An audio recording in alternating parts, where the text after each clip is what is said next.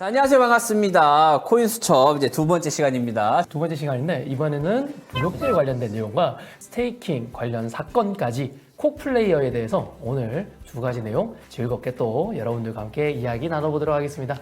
그 지난주에 피해자분들을 위해서 대신 나오셔가지고 많은 얘기들을 해주셨잖아요. 네.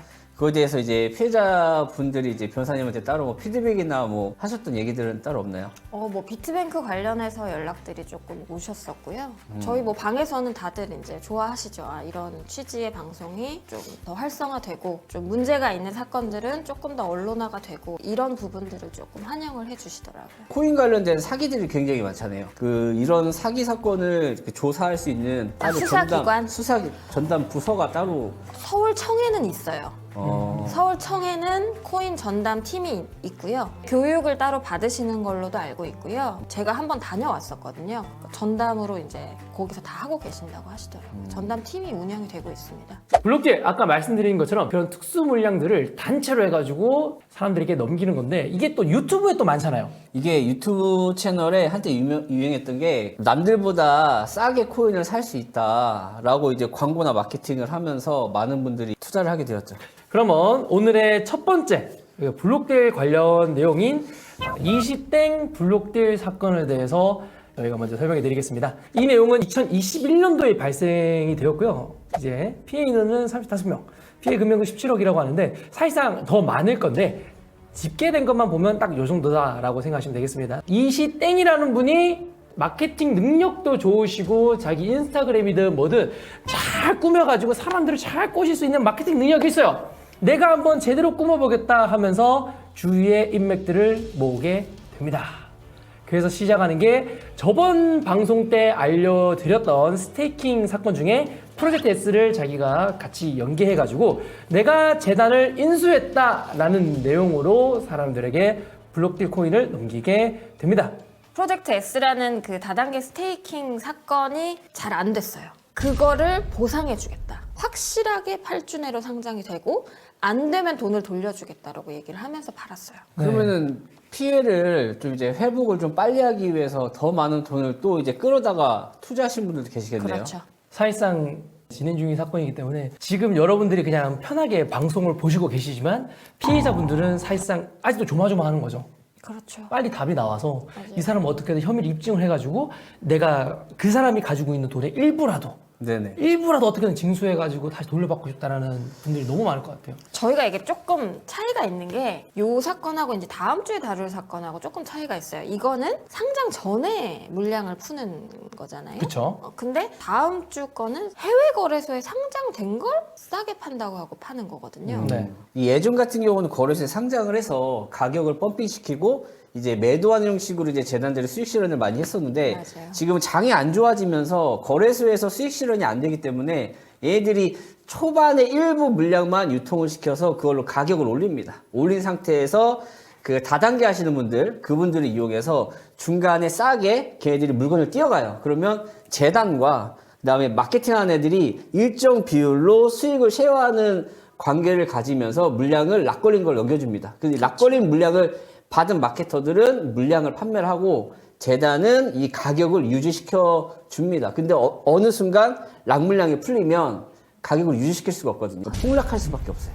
그러니까 여러분들이 만약에 이상한 거래소에 상장되어 있는 유일하게 해외 상장되어 거래소. 있는 맞아요 해외 거래소 해외 거래소나 아니면 덱스 거래소라고 하죠. 네네. 유니스왑이라든지 이런 데 상장되어 있는 친구들을 누군가가 추천하면 당연히 조심해야 된다라고 생각하면 되겠네요.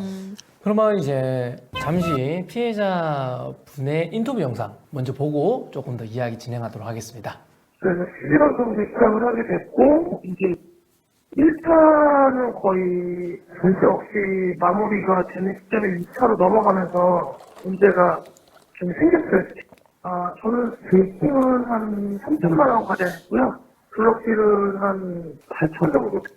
내용 보니까 다들 대출을 받으셔가지고 많이 넣으시기도 했고 애초에 이름도 모르고 투자한 뒤에 코인 이름을 나중에 듣네요. 네. 코인 나중에 알게 된 거죠. 문제 터지고 나서. 터지고 나서 근데 그 네트온 코인이라는 것도 저희 고소 사건이 다 이렇게 연결돼 있어요. 네. 고소인들은 싹 다 다른데 피의자들이 막 공통된 사람들이 많은 거예요. 사건 자체가 다 여러 사건인데 이걸 주도하는 애들은 몇 명 안 되거든요. 맞아요. 걔네들을 잡아 쳐놔야 되는데 걔네들은 안 잡혀. 이미 노하우가 있기 때문에 빠져나가는 방법을 다 알고 마련해놓고 있어요. 해. 어떤 큰 틀에서 사기라는 걸 입증할 수 있는 아까 그런 기술적인 부분들은 이제 저희가 해야 될 일이고, 작은 것들, 그러니까 예를 들면 당시에 이 사람들이 어떤 내용을 말하고 팔았는지에 대한 구체적인 디테일을 입증할 수 있는 자료들은 조금 확보해 두시는 게 좋겠다. 지우지 마라.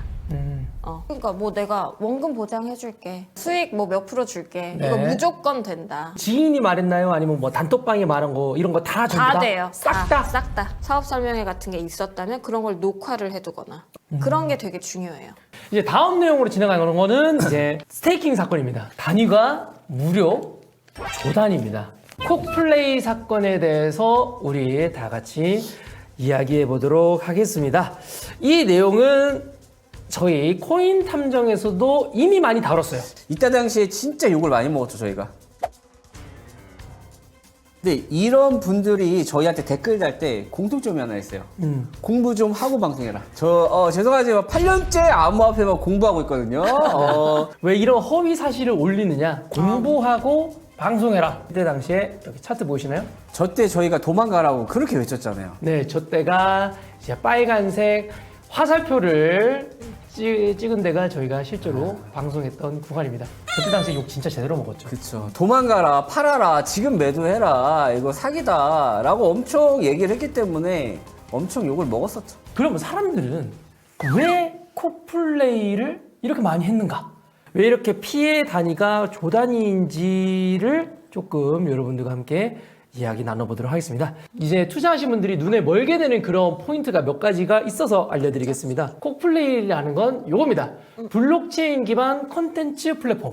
네, 그래가지고 블록체인 기반으로 전 세계 96개국 26만 명의 유저들이 뭐 디지털 플랫폼, 컨텐츠, 영상, 웹툰, 게임을 올리고 이걸로 인한 수익금이라든지 이런 수수료를 코인으로 해가지고 이자를 지급한다라는 게 얘네들의 원래 백서였어. 돈이 거의 뭐 2년 동안 별로 안 터지고 따박따박 잘 줬고요. 200만 원 정도를 예치하면 월 5% 주고요. 1,300만 원 정도 하면 월 7%, 거기다가 플러스로 이런 등급을 올려가지고 약 8성까지 쭉쭉쭉 올리게 되면 이자율이 엄청나게 기하급수적으로 늘어나게 됩니다. 그리고 내 바로 밑에 달려져 있는 사람이 많을수록, 그리고 돈을 많이 넣을수록 채굴 보상이 고보로 늘어나서 이자율이 빵빵하게 늘어날 수밖에 없는 구조를 자기가 만들어 놓게 되는 거죠. 그래서 연 이자가 84%까지 나오게 되니까 사람들이 첫 번째로 눈이 멀게 되는 거죠. 이게 2년 동안 최소 유지가 됐어요. 이게 컸어. 그래서 많은 사람들이 여기다가 돈을 많이 넣게 된 게 이 콕플레이에 대한 간단한 개요입니다. 이래서 조 단위로 사람들이 들어간 거예요.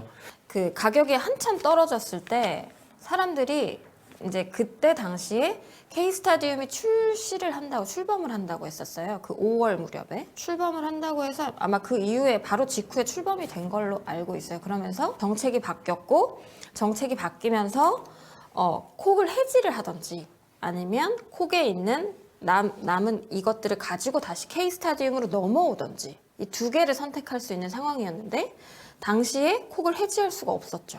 왜 해지할 수 없었나요? 가격이 너무 떨어졌으니까. 콕을 해지하면 그 떨어진 가격으로 나는 원금도 거의 못 찾는 수준이 된 거잖아요. 그때도 7달러 고정인데 2달러니까 전혀 이제 기존에 있는 콕이랑은 다른 개념으로 넘어간 거죠. 그러니까 뭐 다른 사건들과 좀 비슷하게 결국은 여기서 터진 거를 다른 걸로 메꾸겠다고 이제 변환시키는 시스템은 뭐 다 비슷한 것 같네요.